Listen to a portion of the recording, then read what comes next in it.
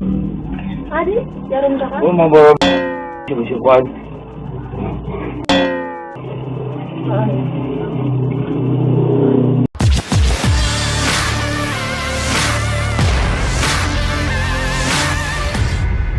Beredar rekaman CCTV yang dibagikan akun @bandungtalk memperlihatkan preman bertato melakukan pemalakan ke ibu pemilik warung di Gang Simpang, Cicadas, Kota Bandung, Sabtu, tanggal 31 Juli tahun 2021.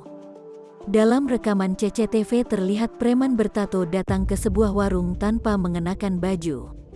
Ia datang dengan marah-marah dan memaksa ke ibu pemilik warung agar memberikan apa yang ia mau. Terlihat ia menunjuk-nunjuk barang yang ia ingin minta tanpa bayar. Preman bertato pun terlihat gusar, beberapa kali ia melihat ke arah depan apakah ada orang lain yang hendak ke warung. Ibu pemilik warung sempat hanya memberi 1 bungkus rokok, tapi preman bertato tidak terima dan ia sempat menolak.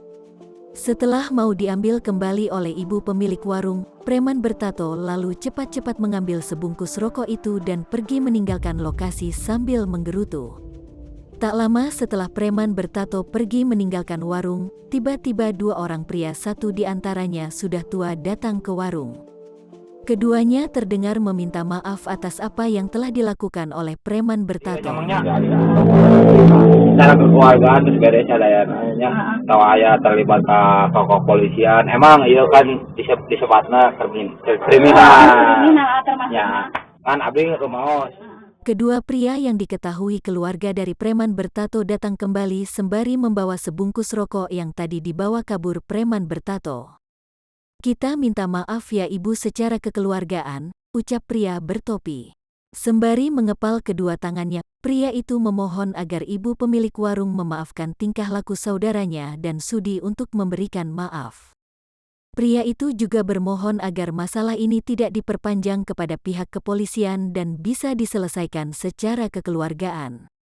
"Dia tadi mengancam-ancam saat meminta rokok, tapi saya tidak takut," sebut ibu pemilik warung. "Sekali lagi kita minta ya teh," jelas pihak keluarga preman bertato.